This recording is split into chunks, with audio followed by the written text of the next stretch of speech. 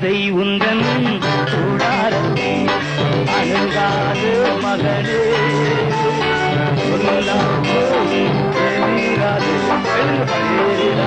மகளே அதை உந்தன் கூடாரத்தை அணுகாது மகளே சொல்லாது தெரியாது மகளே